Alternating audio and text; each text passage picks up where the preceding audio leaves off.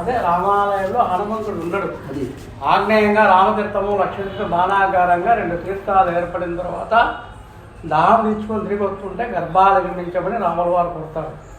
అంతటా గర్భాలయం నిర్మించేటప్పుడే ఆ గర్భాలయంతో పాటు ఈ గర్భాలయం ఆయన దర్శనంతో కూడా ఈయన దర్శనం జరిగేది. అందుకు ఆ గర్భాలయం రెండో ఒకటి చరిత్ర ఆలకించాము. నిర్మాణం ఆలకించి అంటే రాముడు వచ్చేటప్పుడు రాముడు హనుమంతుడు లేడు. ఇక్కడ ఎవరు ప్రదేశించారు? సదాశివరావు గారు. అది బింబం మొదటి నుంచి ఉంది. అయోధ్య తర్వాత రెండోది, భద్రాచల కంటే ముందు, తిరుమల కంటే ముందు, భరతఖండంలోనే రెండోది. అయోధ్య తర్వాత రెండోది. జాంబవంతుడు చూశాడు అంతే, సప్తంలో కలగాంచి వనతీగలతో అంటుకున్న లతా మంగేశ్వరం వలె అంతా వనమాదులు చుట్టుకొని ఉంటే ఎత్తైన ప్రాంతంలో అక్కడ స్వప్నం కలగాంచిన తర్వాత అంతా దీవుడు చూస్తాడు. చూస్తే రామలక్ష్మణ సీత తొలిసారిగా చూశాడు కాబట్టి జాంబవంత ప్రతిష్ట. మనులకు అప్పుడే మనులకు ఇచ్చాడు మూర్తులు. ఆ మనులు ఇక్కడ పెట్టుకొని పూజ చేస్తుండగా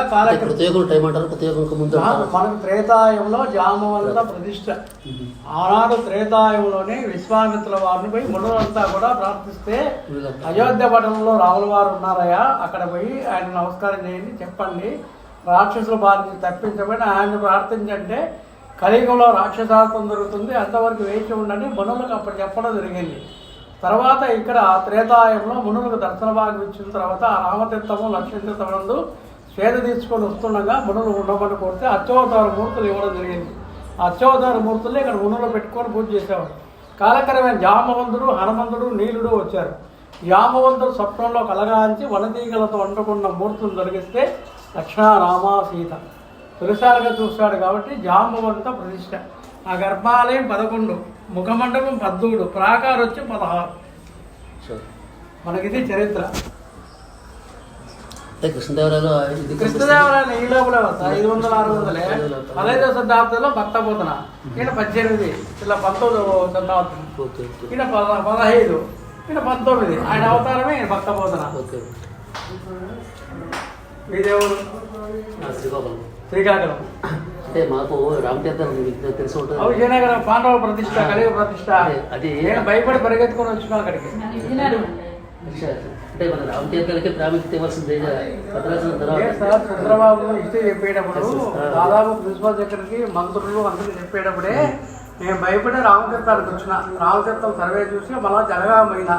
జలగాం దగ్గర జీడికల రామాలయం ఉంది, అది కూడా కవితా ప్రతిష్టే. చిత్తూరు దగ్గర రామాలయం ఉంది, తిరుపతిలో రామాలయం ఉంది, గ్రామంలో ప్రతి దానికంటే హైయెస్ట్ ఇది. భరత శత్రుఘ్నులు వచ్చి వాయిపాల్లో ఉన్నారు.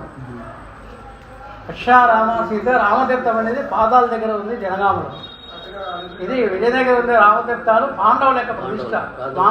స్మార్త వైష్ణవ దేవాలయం, స్మార్త దేవాలయం, వైష్ణవ. ఇది పాంతరాత్ర దేవాలయం. కింద స్టెప్స్ చూడండి, ఈ చోళరాజు స్టెప్స్ చూసినామంటే 5 స్టెప్స్ ఉంటాయి. పాంతరాత్రం అంటే 5 అని. ఇట్లా దాని బట్టి చోళరాజులు వైష్ణవాకంగా నిర్మించారు. విజయనగర సామ్రాజ్యంలో అన్ని వైష్ణవ దేవాలయాలు ఎక్కువగా ఉన్నాయి. శైవ దేవాలయాలు కూడా ఉన్నాయి, లేవట్లే. కానీ అప్పుడు భరతఖండంలోనే రెండోది. నేను చెప్పలే, మా వాళ్ళు కూడా దుబ్బాలని ఆయన చెప్పినాడు. అయోధ్య రాముడు అని చెప్పాడు ఆయన. సమర్థనారాయణ మహారాజు గారు చెప్పారు. ఈయన వావులకొండ సుబ్బారావు గారు, కడప ఆది MRO, RI deputy collector, Sanskrit professor. చెన్నైలో ఈయన దర్శనం ఇచ్చాడు. అక్కడ దర్శనం ఇస్తే ఇక్కడ ఒంటిమిట్లో ఉండి ఆలయాన్ని అభివృద్ధి చేయరు కదా. అక్కడుండి ఏం చెప్తారు అంటే, పిడికెడన్నం లేదు, పట్టెడన్నం లేదు, రాముల వారు ఆయన చెప్పుకున్నాడు శిష్యుడికి.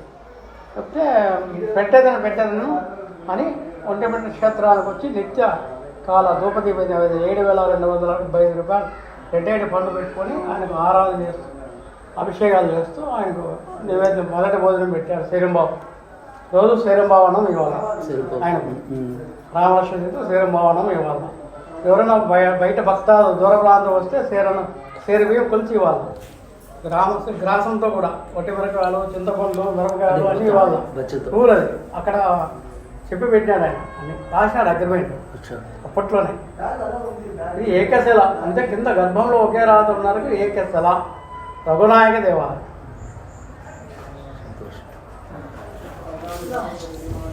తెలుసు విజయనగరం రామకృష్ణాలు తెలుసు, అదే భద్రాచలం తెలుసు. ఉంది మసీదులో ఉంది, ఇల్లందుకుంట. ఇల్లందుకుంట మసీదులో ఉంది రామాలయం. అది ఎంతో ఎప్పుడో పురాతన నుంచి ఉందంట రామాలయం. అది చూడలే, అది ఎప్పుడు చూడలే. అది అయోధ్యలో ఉందంట. అయోధ్య ఉండే రాముడమ్మా.